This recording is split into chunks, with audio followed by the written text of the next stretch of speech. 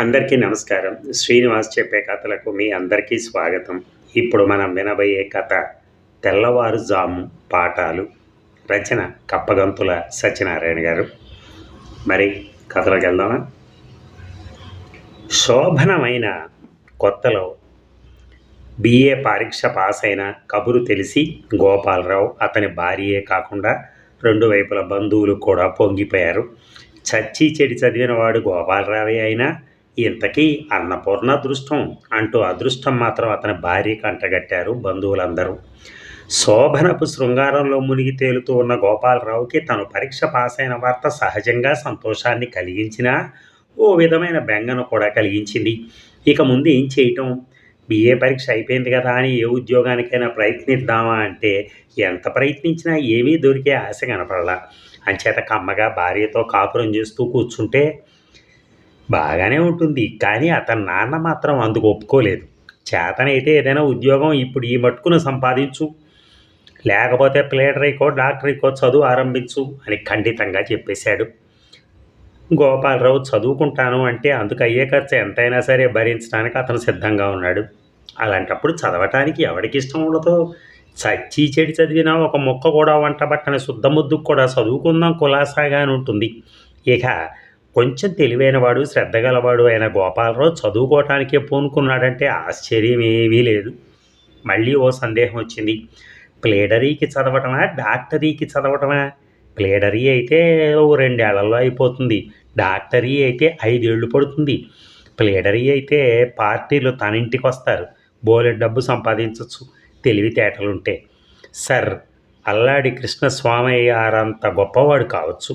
డాక్టరీ అయితే డబ్బొచ్చినా పాడు చాకరీ చేయాలి, కాస్తా కోస్తా ప్రతిష్ఠ వచ్చినా పదవి రాదు. ఇలా ఇన్ని ఆలోచనలతో చివరికి ప్లేడరీ చదవడానికి నిశ్చయించుకున్నాడు. అంతవరకు ధోరణి బాగానే వెళ్ళింది, కానీ ఇంకో సందేహం వచ్చింది.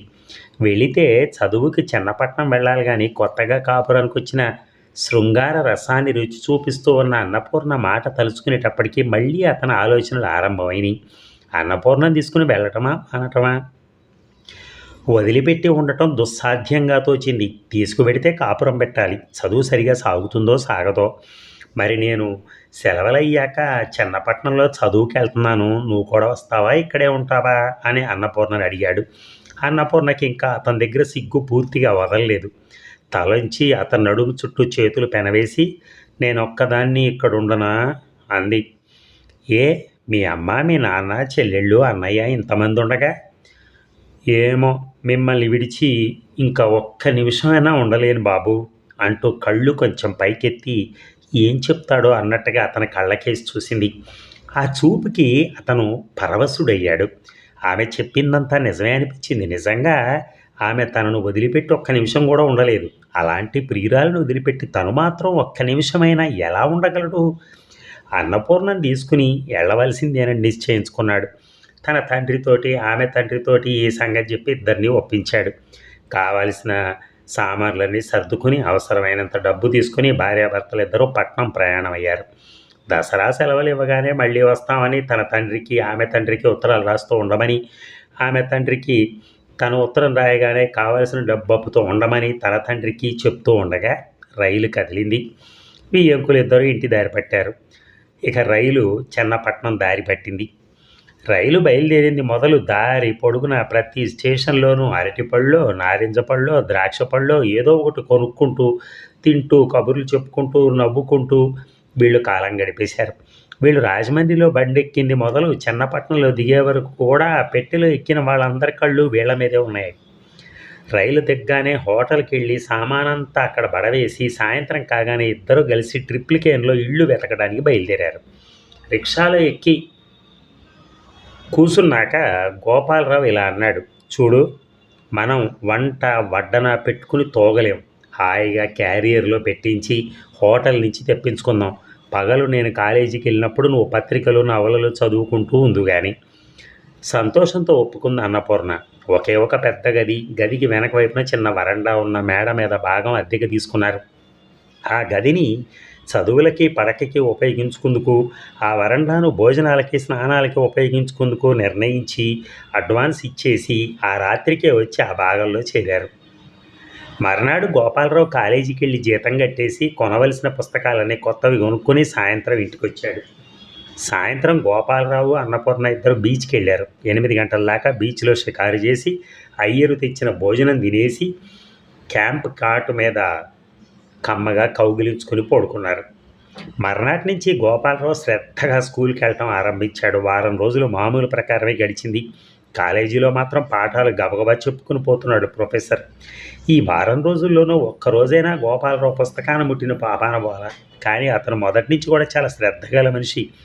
ఏ రోజు పాఠాలు ఆ రోజున చదవటం అతనికి చిన్నప్పటి నుంచి అలవాటు. అలా చదవకపోతే పరీక్షల ముందు చాలా కష్టపడి చదవవలసి వస్తుందని, ఒకవేళ చదివినా పరీక్ష పాస్ అవ్వటం అనుమానమేనని అతనికి భయం. అంచేత ఓ వారం రోజులు గడిచిన తర్వాత ఈ విషయంలో ఏదో ఆలోచన చేసుకోవాలనుకున్నాడు.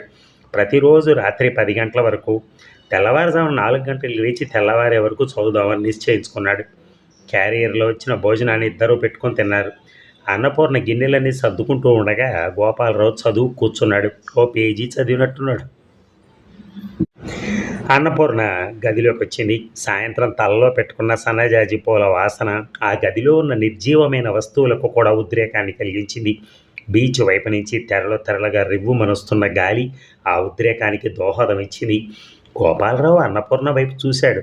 అన్నపూర్ణ మాత్రం గోపాలరావు తన వైపు చూస్తున్న సంగతి గమనించకుండానే గోడకు తగిలించుంచిన అద్దం దగ్గరికి వెళ్ళి చెంపలు చిక్కిళ్ళు సవరించుకుని మెల్లగా వెళ్ళి పక్క మీద కొరిగింది. గోపాలరావు చేతిలో ఉన్న పుస్తకం మూసేసి, ఇప్పుడేం చదువు, హాయిగా తెల్లవారుజామున చదువుకోవచ్చు అంటూ గడియారం తీసి 3:30కి అలారం పెట్టి ఒక్క దూకున అన్నపూర్ణ పక్కన చేరాడు. గణగణమంటూ సరిగ్గా 3:30కి గడియారం అలారం కొట్టేసింది. వెంటనే నిద్రలేచాడు గోపాలరావు. లేస్తూనే లైట్ వేసుకుని కోజాలో ఉన్న చన్నీళ్లతో మొహం గడుక్కుని చదువు కూర్చున్నాడు. పుస్తకం 2 చేతులతోటి తెరుస్తూ అటు పక్క మీద పడుకుని ఉన్న అన్నపూర్ణ కేసి చూశాడు. రాత్రి భర్తతో గడిపిన ఆనందం వల్ల, చీకు చింత కల్మషము లేని నిర్మలమైన హృదయం వల్ల హాయిగా నిద్రపోతోంది అన్నపూర్ణ. ఆమె పెదవులు నిద్రలో కూడా కమ్మని చిరునవ్వును ప్రదర్శిస్తున్నాయి. నిద్రలో కూడా ఆమె ముఖం అంత ఆహ్లాదకరంగా ప్రసన్నంగా ఉంది. జుట్టు బాగా రేగి ముందర వైపున ముంగురులు నుదుటి మీద ఉంగరాల్లా చుట్టుకుని ఉన్నాయి. జాజిపూల వాసన గుమ్మనిపిస్తోంది. ఇంకాను ఆ తీయటి వాసన, పద్మం లాంటి ఆ మొహం చూసి భ్రమపడి తుమ్మెదలొచ్చి వ్రాలేయా అనిపిస్తున్నాయి ఆ ముంగురులు. గోపాలరావుకి ఇక చదువు మీద ధ్యాస బోల. తీసిన పుస్తకాన్ని తీసినట్టే బల్ల మీద పెట్టి అన్నపూర్ణ మొహం మీద మొహం పెట్టి గట్టిగా ముద్దు పెట్టుకున్నాడు. ఏమిటిది అంటూ అన్నపూర్ణ మెల్లిగా కళ్ళు తెరిచింది. మళ్ళీ అంటూ గోపాలరావు లైట్ ఆర్పేశాడు. ప్రతిరోజు ఇలాగే జరగటం ఆరంభమైంది. పగలంతా రాత్రి చదువుకుందాం అనుకోవటం, రాత్రి అయ్యేసరికి తెల్లవారుజామున చదువుకుందాంలే అనుకోవటం, ఇవాళకి లేకపోతే ఏమనుకుంటూ మళ్ళీ ఇలా వారం రోజులు గడిచింది. అన్నపూర్ణకు ఆశ్చర్యం వేసింది. పైగా రాత్రి 11:30 దాకా, తెల్లవారుజామున 3:30 నుంచి మేలుకోవాల్సి వచ్చినందువల్ల పాపం ఆమెకు నిద్ర కూడా సరిగా చాలటం లేదు. ఓ రోజున మామూలు ప్రకారం రాత్రిపూట అయిన తర్వాత గోపాలరావు అలారం పెట్టబోతూ ఉండగా అన్నపూర్ణ, ఏమండి 11:30 అయిందా ఇప్పుడు, మళ్ళీ తెల్లారుజామున ఏమిటండి, నాకు ఈ 10 రోజుల నుంచి నిద్ర బొత్తిగా సాగటం లేదండి, ఏమండి ఆ తెల్లవారుజాము పాఠాలు కూడా ఇప్పుడే చదివేయండి అలాగంది. తెల్లబోయిన అతని మొహం లైటు తెలుపులో మరింత తెల్లబడింది. అదండి కథ. వివాహం విద్యా నాశాయ అనేవారు మన పూర్వపు వాళ్ళు. చదువుకి పెళ్ళికి చొక్కెదురని చదువు పూర్తయిన తర్వాత పెళ్లి చేయటం సాధారణంగా ఇప్పటికీ కూడా జరుగుతోంది. కానీ కొందరికి పెళ్ళైన తర్వాత చదువుకోవాల్సిన అవసరము రావచ్చు. అలా సంసారం చేస్తూ దీక్షగా చదివి పైకొచ్చిన వాళ్ళు లేకపోలేదు. చదువు సంసారాల మధ్య సున్నితమైన శృంగారాన్ని పండించిన కథ ఈ తెల్లవారుజాము పాఠాలు. శృంగారాన్ని రసరాజం అన్నారు. అది అవధులు దాటకుండా ఉంటే అందరికీ చక్కిలిగిలి పెడుతుంది. విప్పనట్టుగా శృంగారాన్ని చెప్పనట్టుగా సౌకుమార్యంతో నడిచిన కథ కనుక కాలంతో సంబంధం లేకుండా అందరినీ అలరిస్తుంది. అదండి, ఎవరైనా పెళ్ళి చేసుకుని చదువుకుంటాను అంటే ఇలాగే ఉంటుంది. మనం అనుకుంటాం చాలా చేద్దామని, కానీ పెళ్లి చేసుకున్న తర్వాత ఏయో ఒకటి అడ్డం వస్తూనే ఉంటాయి మనకి సమస్యలు. అందుకని చదువు అనేది అస్సలు సాగదు. అలా అనుకుని ముందే తొందరగా చేసేసుకున్న తర్వాత చదువుకుందాంలే అనుకుంటే నడవదన్నమాట. ఇలాగే ఉంటుంది. సో ఏది ఏమైనా మొత్తానికి కథ పరిసమాప్తం. Thank you.